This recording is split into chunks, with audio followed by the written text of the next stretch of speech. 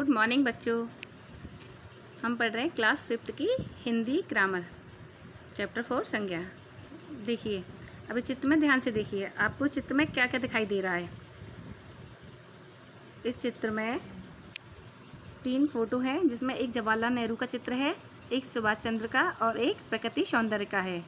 बाकी drawing room में कालीन है, कुर्सी, मेज, पर्दे आदि दिखाई दे रहे हैं। खिड़कियां भी हैं और कुछ दरवाजे भी हैं और कुछ लोग भी बैठे हुए दिखाई दे रहे हैं।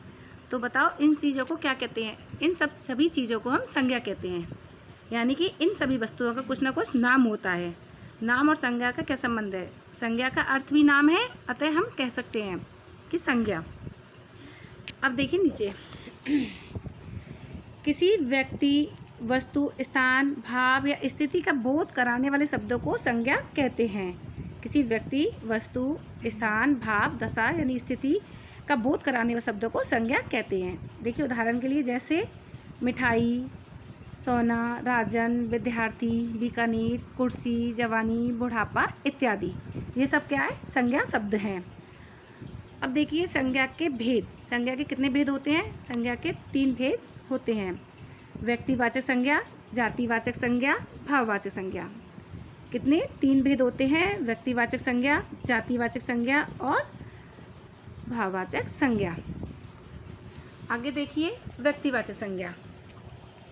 व्यक्तिवाचक संज्ञा किसी विशेष व्यक्ति अथवा वस्तु, स्थान के नाम का बोध कराने वाले शब्दों को व्यक्तिवाचक संज्ञा कहते हैं। जैसे किसी विशेष व्यक्ति, कोई वस्तु या स्थान अथवा स्थान के नाम का बोध कराने वाले शब्दों को व्यक्तिवाचक संज्ञा कहते हैं। जैसे देखिए उदाहरण के लिए हरीश, हरीश कौन हो गया? व्यक्ति। माउंट आबू पर्वत, जापान क्या है? देश। ये सब क्या है? व्यक्तिवाचक संज्ञा। अब देखिए जातिवाचक संज्ञा, सेकंड पॉइंट। जिस संज्ञा शब्द से किसी प्राणी, वस्तु या स्थान की संपूर्ण जाति का बोध होता है उसे जातिवाचक संज्ञा कहते हैं। किसी प्राणी, वस्तु या स्थान की संपूर्ण जाति का बोध हो उसे जातिवाचक संज्ञा कहते हैं। जैसे नदी, पर्वत, देश, औरत, पशु आदि। अब आपका थर्ड पॉइंट, भाववाचक संज्ञा। जो शब्द प्राणियों, वस्तुओं या स्थानों के गुण, दोष, दशा या भाव के नाम का आदि का बोध कराए उन्हें हम क्या कहते हैं? भाववाचक संज्ञा कहते हैं। जैसे प्रेम, ममता, बचपन, सच्चाई, ईमानदारी, बूढ़ा, मूर्ख, जवानी, ये सब क्या है? भाववाचक संज्ञा, यानी कि भाव निकलते हों, किसी के चेहरे से भाव स्पष्ट होते हों, उसे हम भाववाचक संज्ञा कहते हैं। भाववाचक संज्ञा शब्दों का निर्माण जातिवाचक संज्ञा, विशेषण, सर्वनाम आदि क्रिया शब्दों से होता है। अब देखिए उदाहरण के लिए जैसे जातिवाचक संज्ञा और भाववाचक संज्ञा।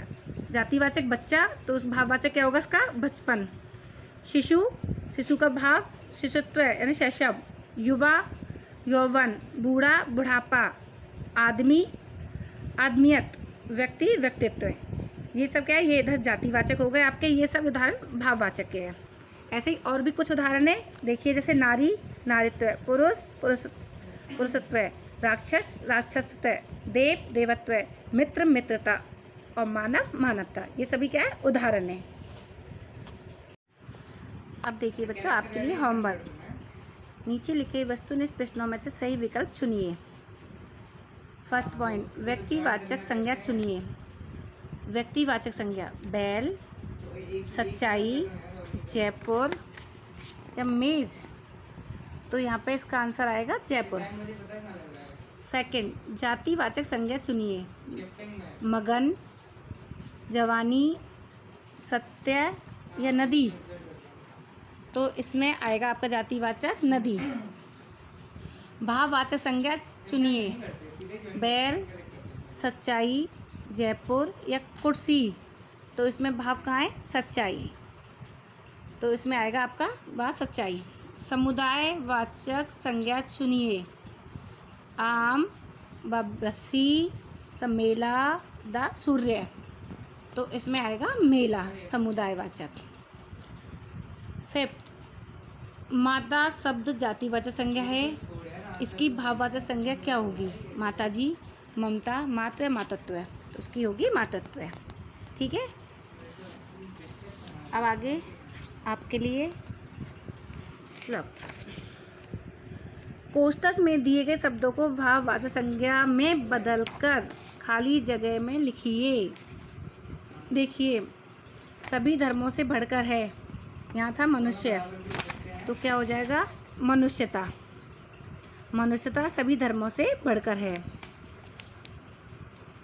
डैश आगे, काल में मनुष्य तथा पशुओं के बच्चे एक जैसे अबोध होते हैं। किस काल में? शैशव काल में। यहाँ था शिशु, तो शिशु का क्या हो गया शैशव।